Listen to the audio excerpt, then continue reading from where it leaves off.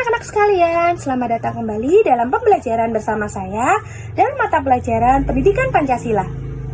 Jadi, pembelajaran pada pagi hari ini kita akan membahas mengenai hak dan kewajiban. Untuk tujuan pembelajarannya terdapat 3 tujuan pembelajaran. Yang pertama, peserta didik mampu menganalisis apa itu pengertian hak dan pengertian kewajiban. Yang kedua, peserta didik mampu menganalisis bentuk-bentuk pelanggaran hak dan bentuk pengingkaran kewajiban. Yang ketiga, peserta didik mampu menunjukkan sikap dan perilaku yang mencerminkan pelaksanaan hak dan kewajiban secara seimbang, serasi, dan selaras. Nah, sebelum memulai pembelajaran hari ini, apa yang kalian ketahui mengenai hak dan kewajiban itu sendiri? Jadi, pengertian hak menurut Notonegoro, pengertian hak merupakan kuasa untuk menerima atau melakukan suatu hal yang semestinya diterima atau dilakukan oleh pihak tertentu dan tidak dapat dilakukan oleh pihak lain, di mana pada prinsipnya hak sendiri itu dapat dituntut secara paksa. Selanjutnya, mengenai pengertian kewajiban. Menurut Notonegoro, kewajiban merupakan suatu hal yang harus dikerjakan oleh pihak-pihak tertentu dengan penuh rasa tanggung jawab, serta dengan prinsip bisa dituntut secara paksa oleh pihak yang berkepentingan dalam hal tersebut. Nah, selanjutnya terdapat juga pasal-pasal yang mengatur mengenai hak.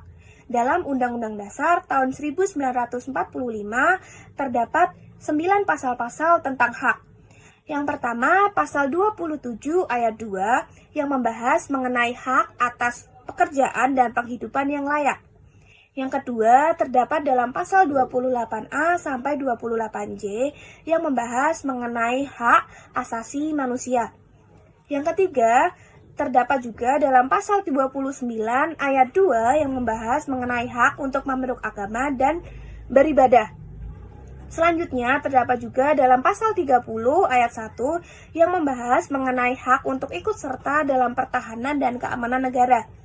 Selanjutnya, terdapat juga dalam pasal 31 ayat 1 yang membahas mengenai hak untuk memperoleh pendidikan. Selanjutnya, terdapat juga dalam pasal 31 ayat 3-5 yang membahas mengenai hak atas sistem pendidikan nasional. Selanjutnya, terdapat juga dalam pasal 32 ayat 1 yang membahas mengenai hak untuk mengembangkan kebudayaan. Selanjutnya, terdapat juga dalam pasal 33 ayat 2 yang membahas mengenai hak untuk menikmati hasil kekayaan alam. Terdapat juga dalam pasal 34 ayat 1-3 yang membahas mengenai hak atas jaminan sosial dan kesehatan. Nah, selain dalam pasal-pasal mengenai hak tersebut, ada juga pasal-pasal yang mengatur mengenai kewajiban. Ada 8 pasal yang mengatur tentang pasal-pasal kewajiban. Yang pertama, terdapat dalam pasal 27 ayat 1. Yang kedua, terdapat juga dalam pasal 27 ayat 3. Yang ketiga, terdapat juga dalam pasal 28J ayat 1. Yang keempat, pasal 28J ayat 2. Yang kelima, terdapat dalam pasal 30 ayat 1. Yang keenam, terdapat dalam pasal 31 ayat 2. Yang ketujuh, terdapat juga dalam pasal 33 secara implisit. Yang ke-8, ada pasal 34 secara implisit juga. Nah, dari pasal-pasal tersebut tentu juga terdapat pelanggaran hak dan pengingkaran kewajiban. Nah, apa sih pelanggaran hak dan pengingkaran kewajiban itu? Pelanggaran hak merupakan tindakan seseorang atau kelompok di mana mereka itu menghalangi, mengurangi, atau bahkan mencabut hak orang lain untuk memperoleh sesuatu di mana itu seharusnya menjadi miliknya.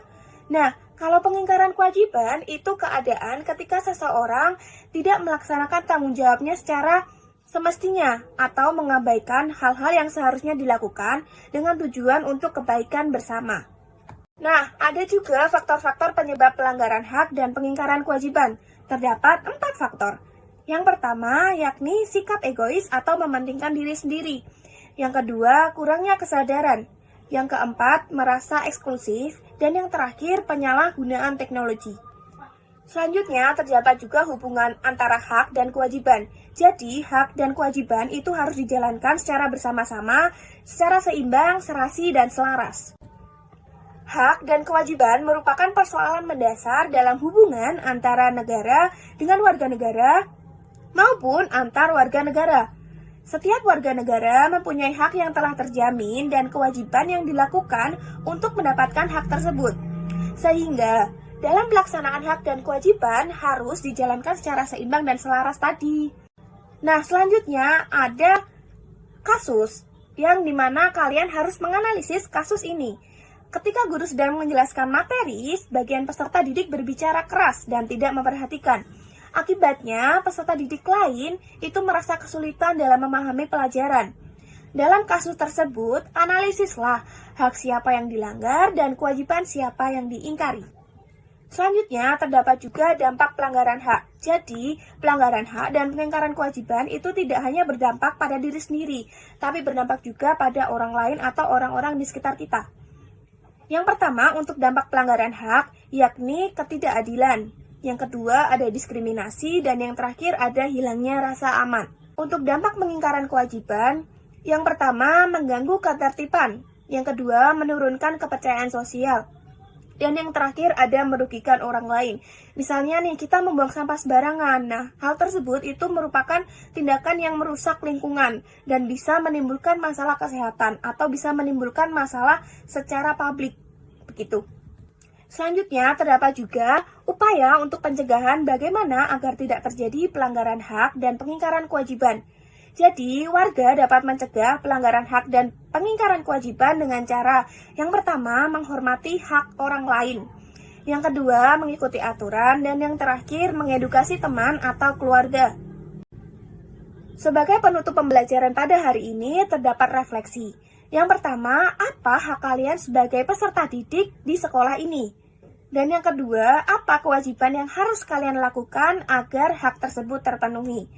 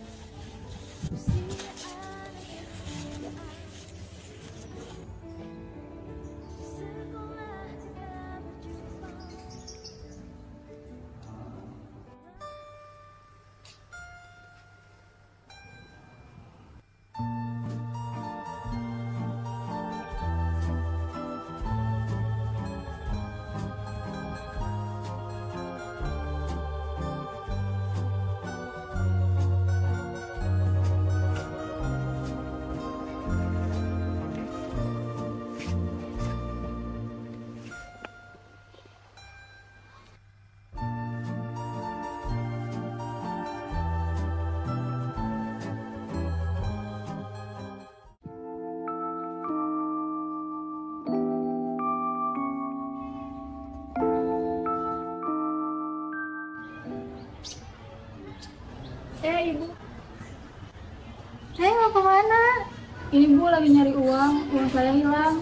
Ya uang di mana? Kalau gitu lapor aja ke OSIS. Oh iya Ibu, makasih. Kalau gitu saya mau ke ruangan OSIS. Oh iya silahkan. Kalau gitu Ibu duluan ya. Iya Ibu.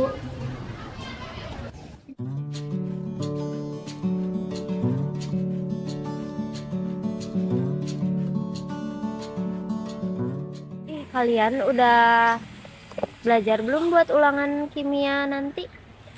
Aku mah belum ya, kemarin sibuk OSIS. Kamu udah? Aku udah, cuman masih banyak yang bingung. Mana yang bingungnya? Coba sini aku ajarin. Nah itu harusnya kayak gini ya. Nah terus ini kayak gini. Itu salah sebenarnya. Permisi teh. Teteh OSIS ya? Saya mau laporan kehilangan uang teh. Hilang uang. Berapa? Urgent enggak? Kalau misalkan urgent, mau kita bantuin terus sekarang. Iya teh, butuh buat sekarang. Ayo atau kalau misalnya mau sekarang. Yuk.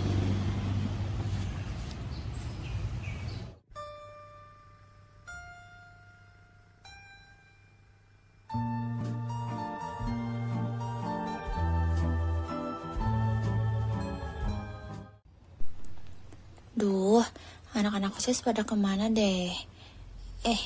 Bentar, kayak Maura. Tapi itu lagi pada ngapain ya? Samperin deh. Laura. Lagi pada ngapain? Ini kita lagi nyari uang. Tadi ada yang laporan. Dan hilang uang. Hah? Hilang uang? Hadir.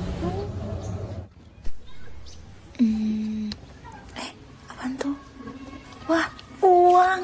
Warna-warna merah lagi. Nah, pakai aja kali ya, hitung-hitung rezeki. Lumayan. Tapi, astagfirullahaladzim, gak ada siapa-siapa. Ini pasti orangnya nyariin sih. Balikin aja deh. Oh, gitu.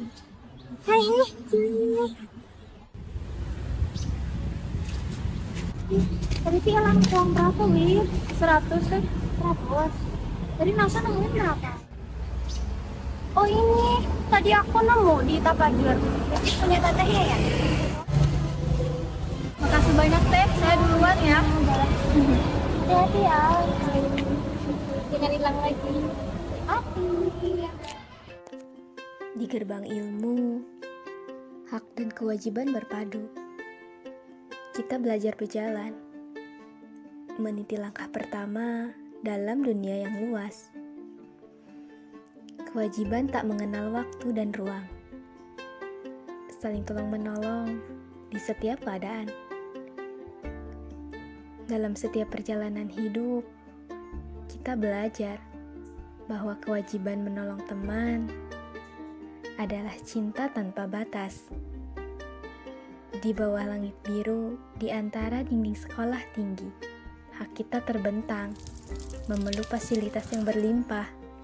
Kami, para siswa, adalah pemilik masa depan, berhak merasakan setiap ruang dan sudut. Selain itu, kami memiliki kewajiban menjaga kebersihan lingkungan, membuang sampah pada tempatnya, dan belajar dengan giat. Mungkin sekian pembelajaran pada pagi hari ini, kurang lebihnya saya mohon maaf. Untuk kesimpulan dapat ditulis dalam buku catatan masing-masing. Sekian, terima kasih.